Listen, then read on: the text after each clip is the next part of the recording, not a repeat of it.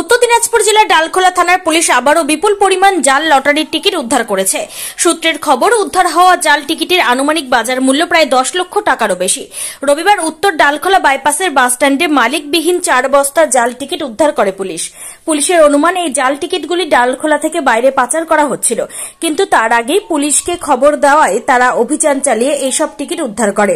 তবে বারবার ডালখোলায় জাল টিকিট ধরা পড়লেও এই ঘটনার সাথে সংশ্লিষ্ট কোনো ব্যক্তি বা চক্রের নাম এখনো পুলিশের তদন্তে উঠে আসেনি, যা নিয়ে স্থানীয় বাসিন্দাদের মধ্যে সন্দেহ এবং প্রশ্ন উঠছে। স্থানীয় সূত্রে জানা গিয়েছে, ডালখোলার বিভিন্ন লটারির টিকিট কাউন্টারে প্রকাশ্যে বিক্রি হচ্ছে একাধিক নামী জাল টিকিট। এতে বিপদে পড়ছেন সরকারি অনুমোদিত আসল টিকিট ব্যবসায়ীরা। অভিযোগ, প্রায় 5 বছর ধরে এই জাল টিকিটের ব্যবসা রমরমিয়ে চলছে। একটি নাম প্রকাশ্যে অনিচ্ছুক লটারির বিক্রেতা জানিয়েছেন, পূর্বে এই জাল টিকিট মালদা ও শিলিগুড়ি থেকে ছাপিয়ে আনা হলেও প্রতিবেশী রাজ্য বিহার থেকে তা ছাপানো হচ্ছে। প্রতি সপ্তাহে নির্দিষ্ট দিনে বিহার থেকে বাসে করে ডালখোলায় আসছে এসব জাল টিকিট। এরপর তা বিভিন্ন এলাকায় যেমন করণদিঘি, টুঙ্গিদিঘি, রায়গঞ্জ, কানকি ইত্যাদিতে বিক্রি করা হয়। ডালখোলা থানার পুলিশ এই উদ্ধারকৃত টিকিটের কথা স্বীকার করেছে এবং এই ঘটনার তদন্ত শুরু করেছে। चलो चलो अच्छा पकड़ो, बार करो उठा रखिए, गिराइए, रखते इसको उठा,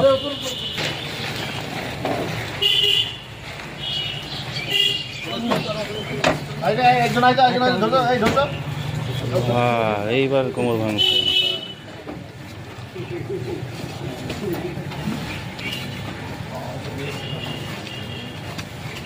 কোটি টাকার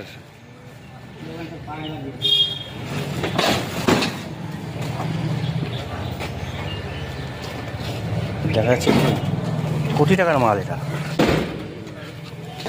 একটু দেখি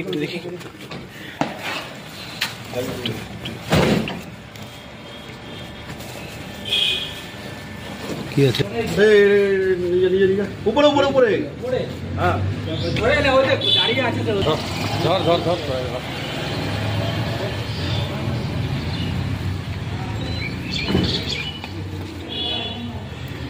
হ্যাঁ।